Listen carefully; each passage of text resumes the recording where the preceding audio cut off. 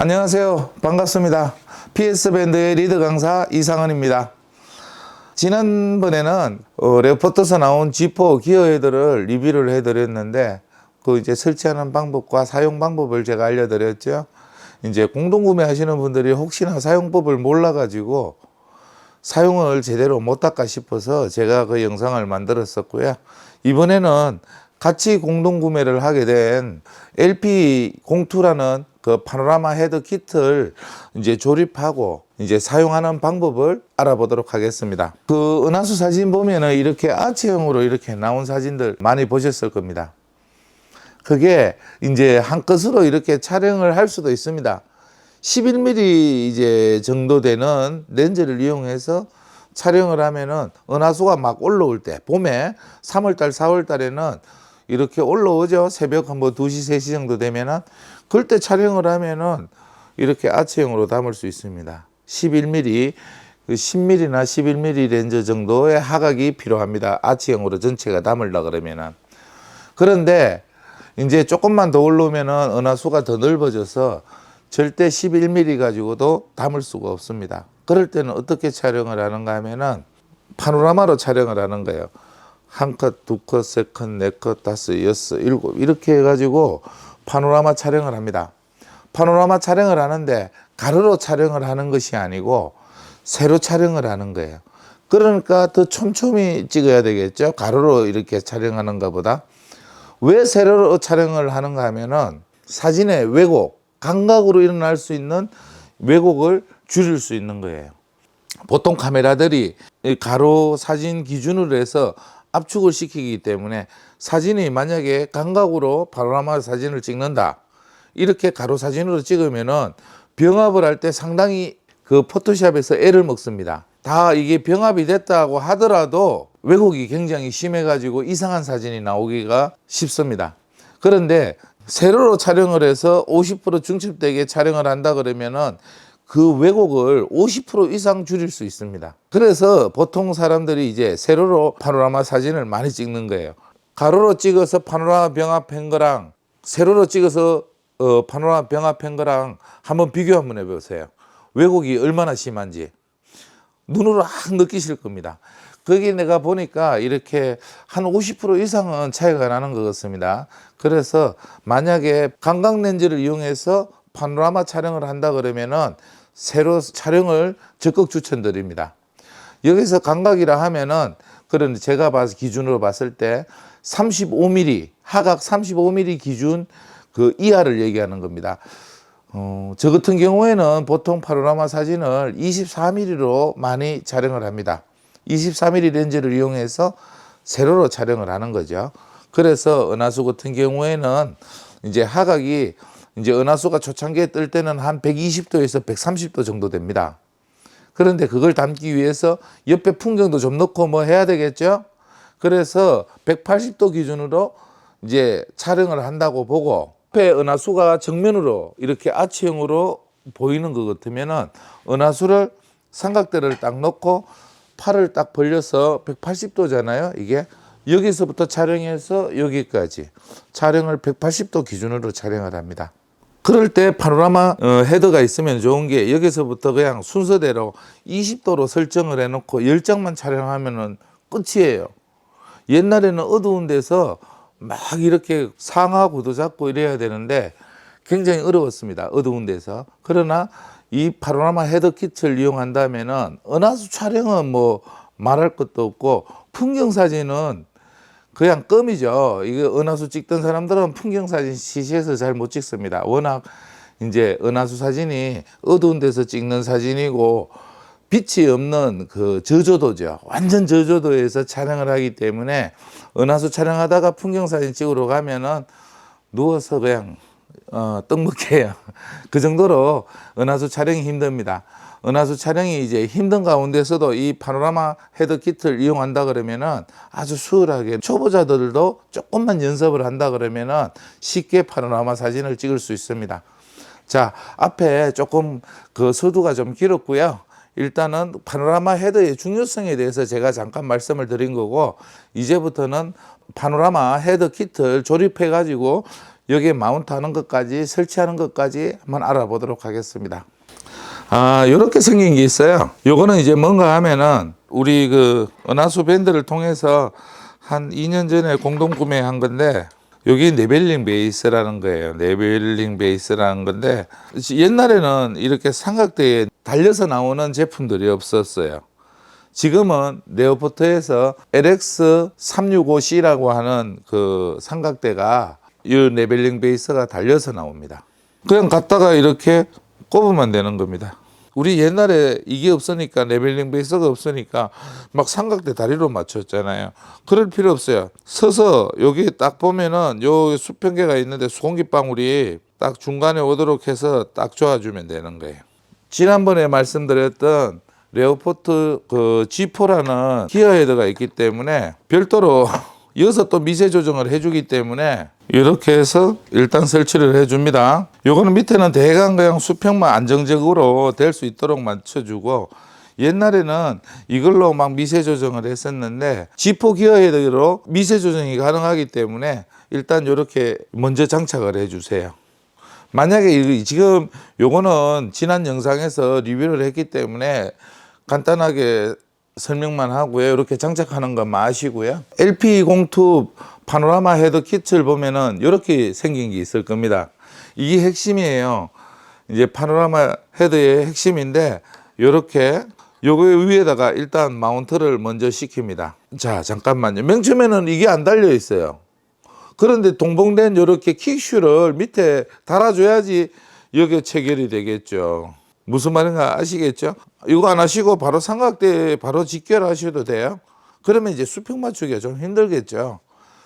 이제 파노라마는 수평이 잘 맞아야지 제대로 된 파노라마 사진이 나오고 포토샵에서 병합하기도 편리합니다. 수평이 안 맞으면은 이렇게 기울어진 이상한 사진이 나와서 포토샵에서도 그 조금 어색한 사진이 나오고 보정을 하기가 굉장히 힘듭니다.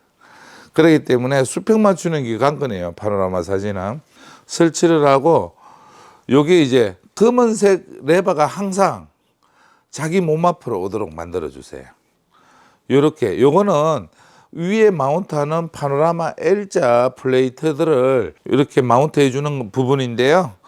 여러분들 하시다 보면은 이런 거 있잖아요. 항상 뭐 헤드 보면 이렇게 생긴 거 있어요. 요렇게 생긴 거. 요렇게 생긴 거는 회전을 해주는 거를 이렇게 꼭다리가 달렸죠. 회전을 해시키는 팬 기능인데 요거를 고정시켜 주는 거고, 항상 요거는 요렇게 생긴 노브는 마운트하는 부분을 잠금 장치해 주는 거예요. 그 손잡이에요. 그러니까 밤중에는 이걸 잘 몰라 가지고 이걸 푸시면은 큰일 납니다. 이걸 풀려면은 카메라가 장비가 이탈이 되기 때문에 안전장치가 있지만 그래도 이거를 푸는 거는 조심해야 돼요. 회전을 하시려 그러면은 요걸 풀으셔야 돼요. 요렇게 생긴 거. 이거는 생긴 거는 밤중에 풀어도 돌아가기만 돌아가지 장비가 이탈은 되지 않습니다.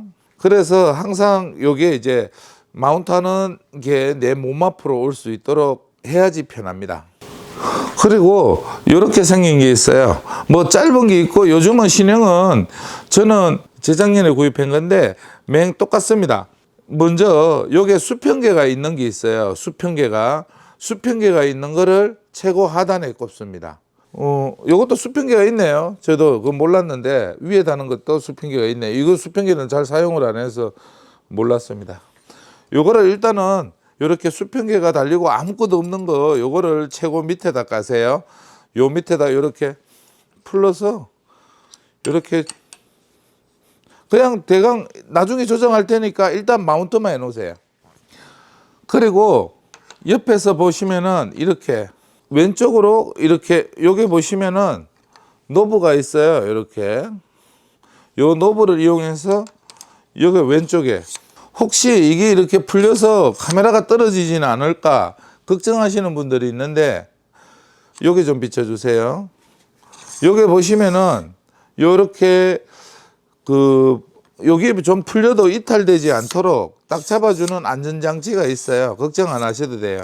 다 풀리면은 떨어지죠.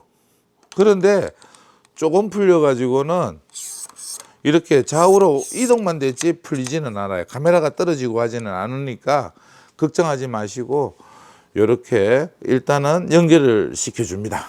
그리고 나머지 하나가 남죠? 요거예요. 이렇게 손잡이가 밑에 거는 이거하고 비슷하게 생겼는데 요게는 그냥 민자고 요거는 요렇게 돼 있습니다. 노브가 하나 더 붙었어요. 요건 노브가 없고 요거는 마운트, 카메라를 마운트가 이쪽으로 들어갈 거예요. 그 노브가 하나 더 붙었습니다. 요거를 요 위에다가 요렇게 장착을 하는 겁니다. 요렇게 하면 조립 과정, 기본적인 조립 과정은 끝났습니다. 자, 이렇게 하고 일단은 요 정도면 이제 설치를 다 한 거예요. 그러면은 카메라까지 한번 마운트 해 보도록 하겠습니다. 저는 감각으로 세로로 촬영을 많이 한다고 했죠. 그래서 이렇게